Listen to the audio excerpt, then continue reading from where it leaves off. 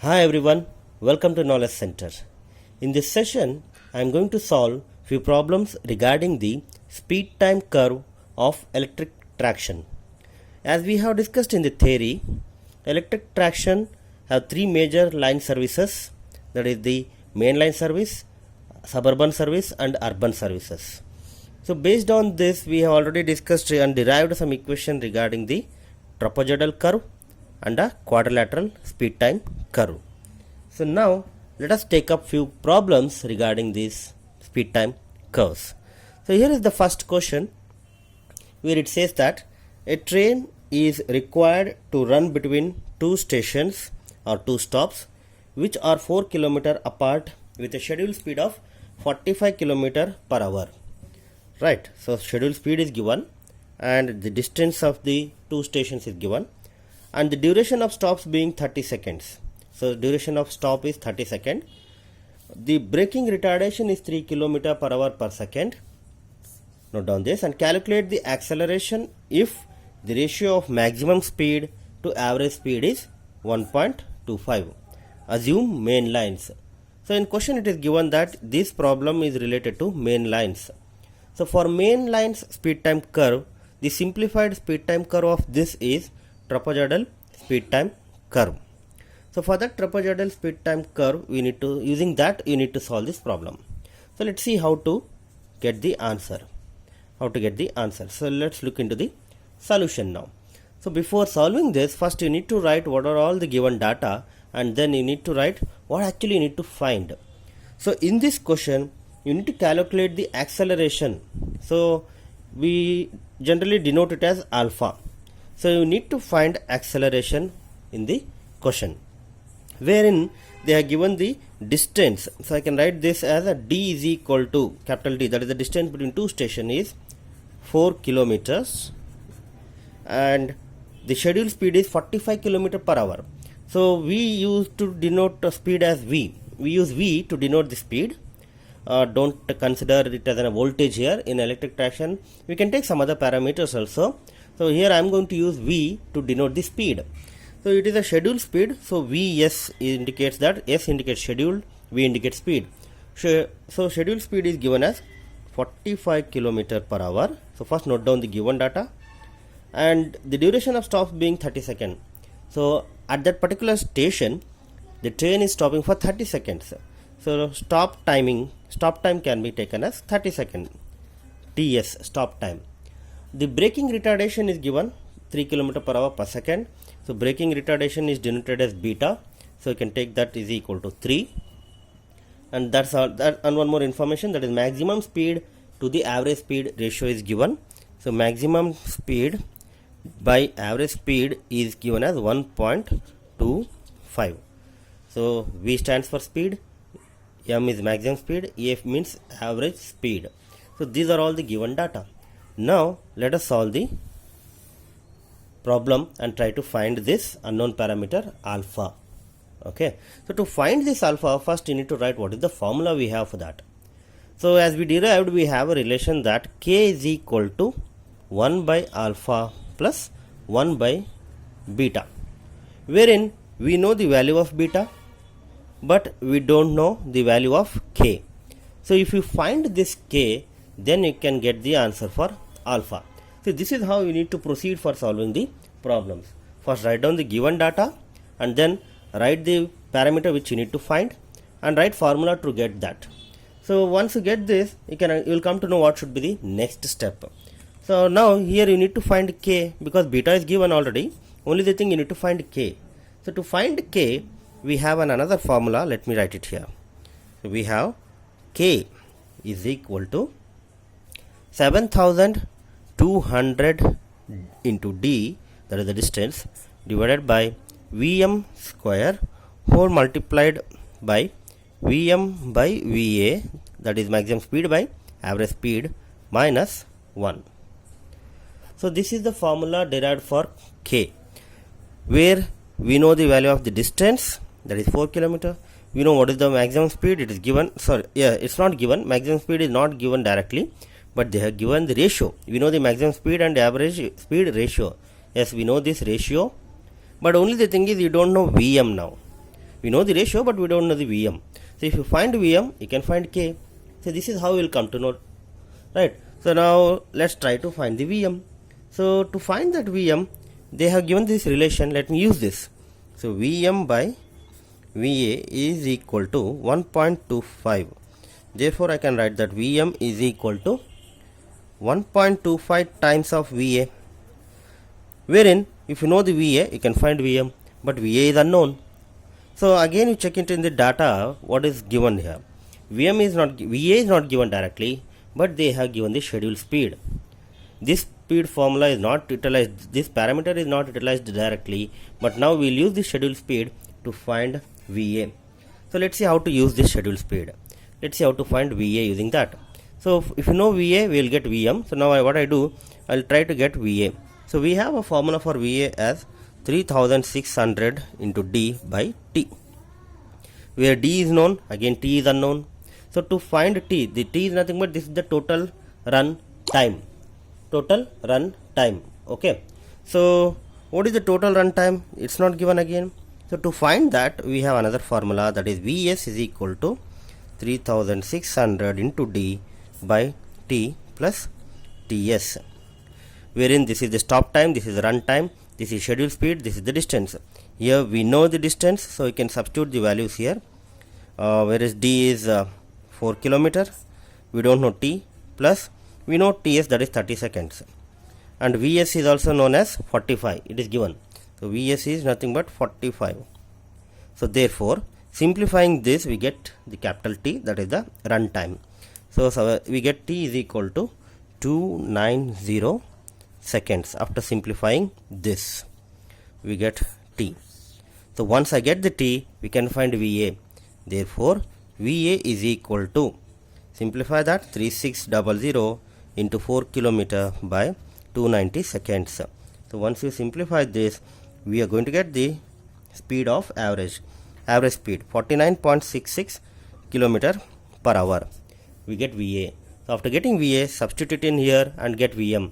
Therefore, Vm can be given as 1.25 times of 49.66, which can be obtained as 62.1 km per hour. We got Vm. So after getting Vm, substitute this in this formula and get K. So we are going in a reverse manner now, right? So first, to get the formula, you should go in this pattern, and after getting the data, you can go in reverse. So substitute Vm here so that you get K. So after simplifying, the K value is going to become 1.867. So I am going to just substitute this in the place of Vm and get K. Okay. So once you get the K, you substitute K here. Beta is anyhow, we know that it is a 3, and substitute K value as 1.867, so that you get the alpha value. So you do this solution simplification. Therefore, after doing this simplification here, substituting the values of K and beta here, we get alpha is equal to 0.652 km per hour per second. That is the unit of acceleration. So acceleration is obtained here. This is how this problem has to be solved. I hope this is clear for you. Now let's take another example and try to solve it. So here I am going to explain you the process of analyzing the question and solving it. Simplification, you can do it using calculators, and also you can do it on your own. That's not an issue. So I have not substituted the value and simplified. I just told you to simplify it. So now let's look into the second question. Here the speed time curve of train consists of some parameters have been given here. Uniform acceleration of 2 km per hour per second for 20 seconds. So it means acceleration is given, alpha is given, and the time taken for that alpha is given, t1. So both has been given. Free running for 30 minutes, yes, that is given. Uniform braking retardation is given. A stop of 5 minutes, so stop time is given. Now you need to determine the distance. You need to determine the d, distance, average speed, and schedule speed.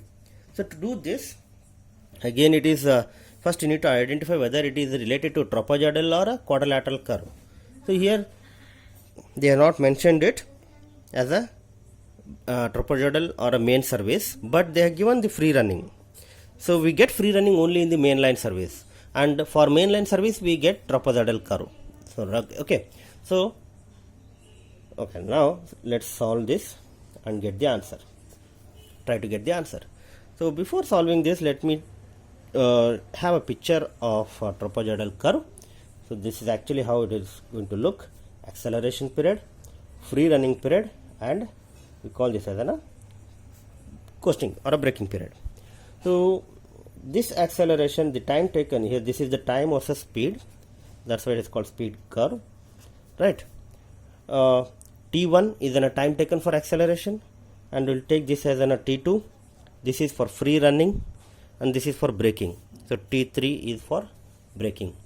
Here they asked you to find the distance and average speed as well as the scheduled speed. So to find the distance, first let us write the formulas. I will not write the given data here, it is given already here, you just note it down. So the distance can be obtained. Distance means by using this trapezoidal curve you can find the distance. So the area under this curve is going to give you the distance. So what I did here is we have splitted this into triangle. We have a rectangle and again triangle here. So just find the area of this triangle, area of this rectangle, and again area of this triangle, and add all those things, you will get the distance. So area of this triangle can be given as, say this is maximum speed Vm, this is T1. Okay, so 1 by 2 into Vm into T1 by 3600 plus, so this is just giving you an area under the triangle, area under this region. Okay, area of a triangle. So off into adjacent into hypotenuse, perpendicular, sorry. Okay, so that is what we will get as an area. Area of rectangle is nothing but length into breadth. Okay, so here the length is T2, breadth is Vm, and it will be in terms of seconds. Time will be in terms of seconds, so we need to get it in terms of hours. So we divide it by 3600. That we have explained in a derivation also. So here what we can write is Vm into T2 by 3600. So that is about the area under the triangle, area under the rectangle, plus this triangle now, this triangle. So that is also taken as 1 by 2 Vm. Now the time is T3. So T3 by 3600. So just substitute all these values and you will get the distance. So how to substitute it, means how to get the values. Let's see whether they are given all information or not. So you can say that Vm, that is the maximum speed. So first let us check in that whether they have given the maximum speed or not. Here nowhere they are not mentioned any maximum speed, but they have given something here: uniform acceleration of 2 km per hour for 20 seconds. So this acceleration is given in this region. So they have given alpha, right? And we know that alpha can be used to find Vm, because this is Vm, and if you know the alpha and if you know the T1, you can find Vm. So that is alpha into T1 will give you maximum speed. Vm equal to alpha into T1. So therefore we can get Vm is equal to alpha is 2, T1 is 20 seconds. The time taken for that acceleration is 20 seconds. So 2 into 20 we get 40. So it is 40 kilometer per hour. Okay, we got Vm. So that Vm we got in the formula. So we can substitute Vm here. Now we need to get T1, T2, T3. Once you get those three timings, then you can find the distance. Okay, so T1 is already mentioned here. So T1 is nothing but that is the time for acceleration, that is 20 seconds. So we know T1, we got Vm, we know T1. So what about the T2 and T3? So let's see how to get that. What about T3? Is it given? Let's see that. So T3 can be obtained as, so using the same formula we can apply here. Vm can also be given as T3 into beta, that is braking acceleration, braking retardation. So Vm is obtained already, that is 40. Beta is given in the question, right? Braking retardation is given in the question, 4 km per hour per second. So that is 4. Therefore using this we can find T3. Substituting the values we get T3. T3 equal to Vm by beta. Vm is 40, beta is 4. So we get this as 10. So we get T3 as 10 seconds. So we got T3. So this is also obtained, Vm is obtained. Only the thing now is we need to find T2. Okay, so to find this T2, let's see the data again. So here they are given free running for 30 minutes. So this is free running, and the time taken for free running is given as 30 minutes, but we want it in terms of seconds. So 30 minutes can be converted into seconds by just multiplying this into 60, because every minute will have 60 seconds. So 30 into 60, we get 1800 seconds. Okay, so therefore the time T3, the time taken for free running, can be taken as 1800 seconds. Okay, so this is how we got the time durations for all the periods. Okay, so now substitute all this information. We got T2, we got T3, we got T1, everything is available. Just substitute it and get the answer for D. So therefore after simplifying this, we get D is equal to, therefore distance between the two stations can be obtained as 20.167 kilometer. That is, write it as a kilometer is the unit. That is the distance. So this is how the problem has to be solved. Now we need to find the average speed as well as the schedule speed. So use the formula. Average speed is 3600 into D by the run time or free run time. Okay, that is the running time, total time, right? So wherein substitute D as, what is the distance now? We got 20.167, substitute that value. And what is the total run time? T is nothing but the total run time. So from here to here, how much of time we got? T2 is 1800, T1 is 20, T3 is 10. So 1800 plus 20 plus 10, so totally 1830. So T is 1830. Substitute that and get the answer. So once after substituting that, we get the answer as 39.67 kilometer per hour. That is an average speed. So here D is this 20.167 and T is 1830, and I told you how you got it. Add all these times, you will get 1830 total time. Then schedule speed can be given as, again we have a formula for that. Just for this you need to add with the stop time, 3600 into D by capital T plus TS, which is termed as a stop time. So stop time is given here 5 minutes. 5 minutes, you just write it in terms of seconds, so multiply it with 60. So 300 will be the seconds. So what we can do here is 3600 into 20.167 by the time is 1830, that is run time, plus stop time, that is 5 minutes into 60 seconds, so 300 seconds. Simplifying this, we get the schedule time, that is 34.085 kilometer per hour. So you can compare this with the average speed. See, average speed is greater than the schedule speed, because in average speed we are not considered the time taken for a stop, but here we have considered the time taken for a stop, so the speed will be reduced. Okay, I hope these problems are clear for you. If you try to get some more questions from the textbook and work on it.